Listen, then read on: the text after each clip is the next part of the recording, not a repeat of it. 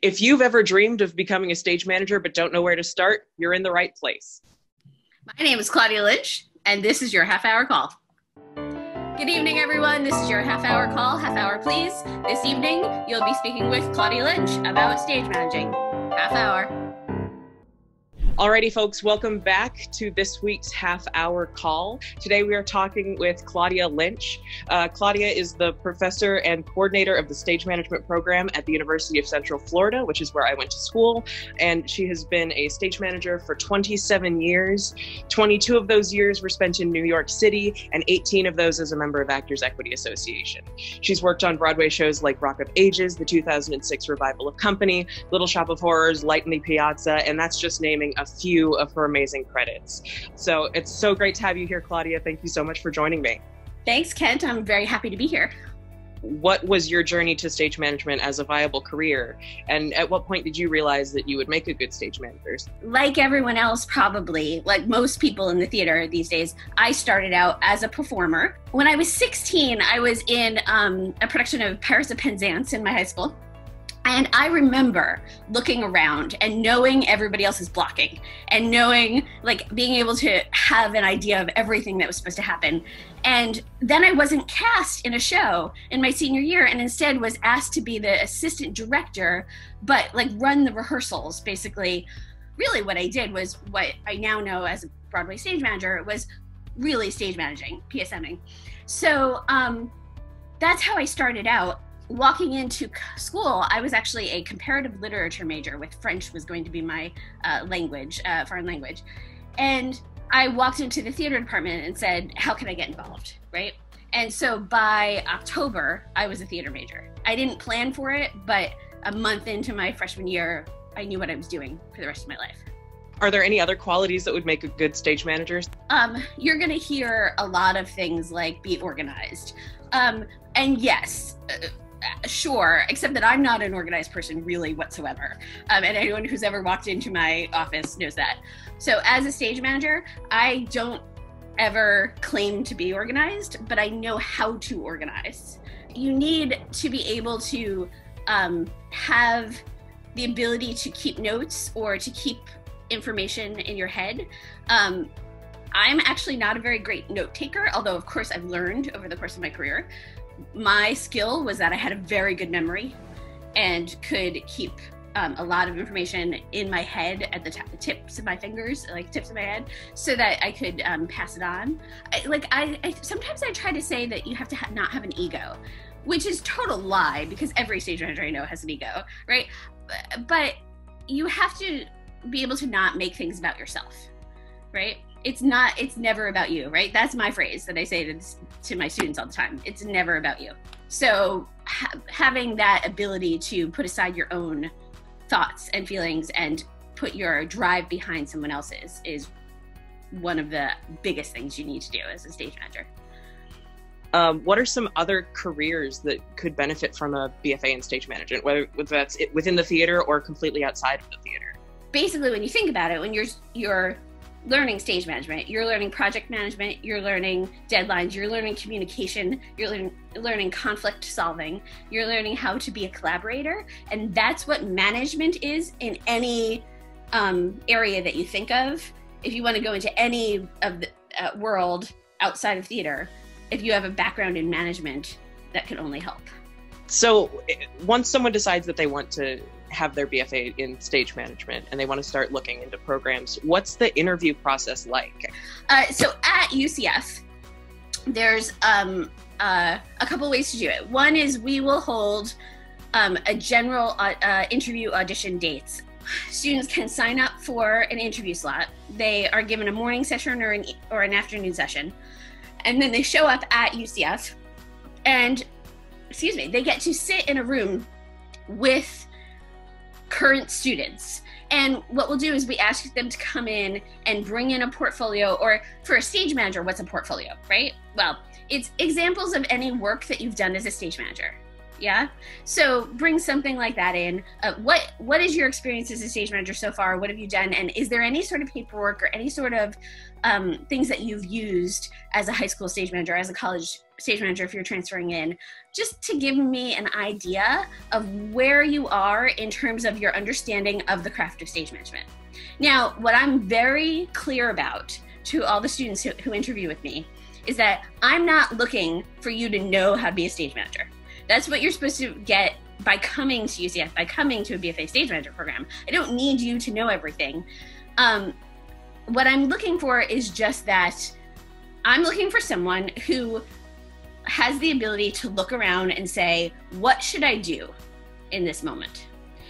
I'm not as interested in finding someone who can follow instructions that somebody else gave them. I'm looking for someone who said, hey, we needed to figure out how to do this, and I don't know if this is right, but I figured this out, right? And what I always look for that, because one of my other catchphrases is, you never ask, is this right? You ask, did it work, right? Did it work? Did it work, and would you do it again?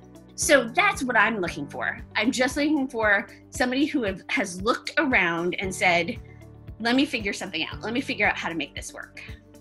The one question I try to make sure I ask all the time is the one that you will probably get as a stage manager for the rest of their lives, right?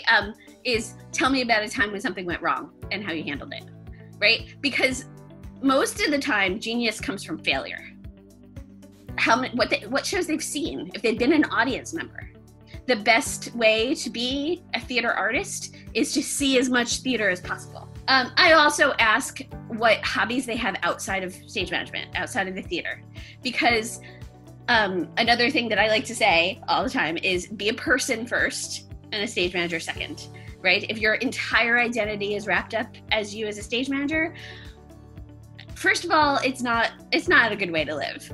Second of all, when things like this happen, in this, what we are calling the great pause, what do you do if your entire identity is wrapped up in your work, right? And so that's what people, you'll hear the phrase that in order to get a job in the theater, you want to be the person that they want to go have a beer with, right? Well, I don't drink. So what I like to think about it though is you want to be the person that they want to have a conversation with you about life and about real things, and be a person that they can connect with. And so there's a little bit of a formality or a nervousness that some people come into an interview situation. And sometimes I will try to find that connection to get them to relax and be a little bit more of what they would be like with their friends. Yeah. I've had students who have interviewed for the program who really don't have a lot of theater background. And that's okay. Most likely, if they're interested in stage management, they've had a job or another volunteer opportunity or something, some experience where they were managing a group of people. I even had one student who, she said, I don't know what a stage manager does. So I went online and I looked it up. And I didn't have a portfolio because I've never been a stage manager. I didn't have a prompt book to show you, but I figured I had to show you something. So I went online and I found out what paperwork stage managers do, and I made examples as if I was doing a show. Brilliant, right? Like, absolutely. That I didn't care that she didn't have any experience. She had exactly the right mindset of, I'm going to learn about this. And really, I've also had people show up without a prompt script and say, I'm sorry, I don't have one. And I've said, that's okay, let's talk. When you're getting down to it, how do you pick which program to take, which program to join? Oh, okay. So there's so many things, and I'm going to preface this by saying these are my opinions, right? And maybe the biggest thing that you should take away from this is it has to be the right program for you, and that's going to mean a bunch of different things. But the right program for me doesn't mean it's the right program for you. And find what works for you. The first thing is money. I'm going to be perfectly honest with you. I don't believe in going into debt to be a stage manager. What are we doing in the theater to make sure that we are represented with a diverse voices and not just people with privilege? Money is a big part of it. I am in this business because I had parents who were able to support me in college and then when I was starting out. I know that that's hard to do these days. Most of my students cannot graduate without debt, even at a state school, which we are in Florida. And that's going to be a major roadblock. And we need to change that. But in the meantime, I want, if possible, my students to be able to get through with as little debt as possible in order to start. Here's my big thing. And I'm learning how to teach, right? I fell into this in June and July of 2014. I was working at New York City Center Encores. I was actually doing Tick Tick Boom with Lin-Manuel Miranda and Leslie Odom Jr. and Karen Olivo. And I found this like Facebook post that said they were looking for a stage manager to teach stage managers at UCF. And I fell into becoming a professor, right? And I'm learning how to teach, and I'm learning about assessment, and I'm learning about the best ways to communicate what I know to people who are coming in who don't know it yet. But all that being said, I don't believe in tests. My theory is that it's not about theory. Or you can talk about theory all day long, but it's about putting that theory into practice. Whatever program you go for, make sure that there's enough theory classes to be able to explore everything you need to explore, but that you get to actually be a stage manager. I think that looking for a program that you have the time to explore in a classroom and then you have the time to explore in a production is the most important, one of the more important things of figuring that out. Getting the BFA in stage management, getting as much experience as they can at UCF, qualifies them to PA. This is an apprentice-based craft still. And so you really need to go be an apprentice. You need to go and work for the people that you want their jobs in 10 years. Now, you don't have to go to school to be a stage manager, right? You don't have to, this is still one career that nobody actually cares about your degree, right? So you don't have to go to college to be in theater. It's just a path that gives you that access. I like to talk to my students about what do you want in your life as a whole person, not just in your career. Because I have had a wonderful career. I have a wonderful new career that I've flipped a little, and I think that I don't have a lot of regrets in my life. But when I was 21, I thought that by the time I was 45, I would have 10 kids and be living in like a rural area in a farmhouse, right? And no one told me that the path I was going on career-wise wasn't necessarily going to support that other dream. If you think you're going to go into this business, you will hear people say to you, don't do it unless you can't think of anything else that you can do. And I can't tell you, almost everybody you ever talk to is going to say that, right? I've heard that so many times, but I'm going to flip it. I think I was successful in my career because I always felt like I had one foot out of the business. Almost every show I did, I was like, maybe this is my last show. Maybe I'll go do something else with my life. And I could think of, at any given point in my career, I could think of a bunch of other careers that I could do and be happy in. What's the number one thing that people can do to make the most out of their program? So my, a joke that I share with my students, which started with other professional stage managers, is when instead of saying break a leg, we say don't f*** up, right? But the truth is, allow yourself to f*** up. That's where you want to be in school. Allow yourself to fail. Give yourself the grace and the courage and the peace to try new things and not be good at them, and then try them again. It's okay to screw up. It's, in fact, like I said early on, I believe that genius comes from failure. So I think the most important thing you can do for yourself in an educational situation is allow yourself to fail and pick yourself up and say, that didn't work. What do I do next? And keep going. Don't fail your classes, right? Because you've just thrown money out of the window for no reason. But within the classes, allow yourself to fail and try again.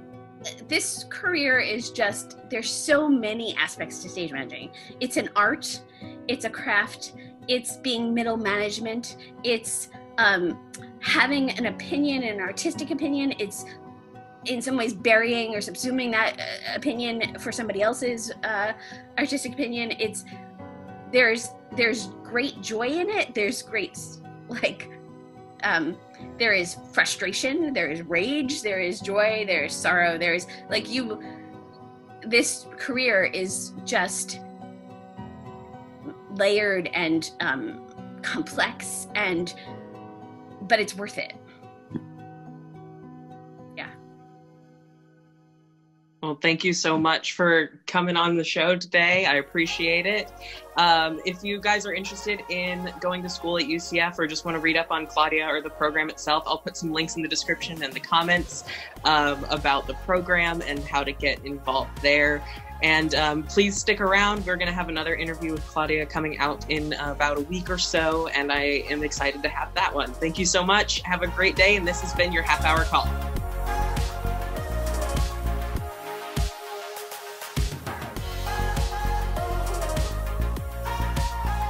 Do you have a question or an idea for a video? If you do, send me an email at askhalfhourcall@gmail.com. That's askhalfhourcall@gmail.com.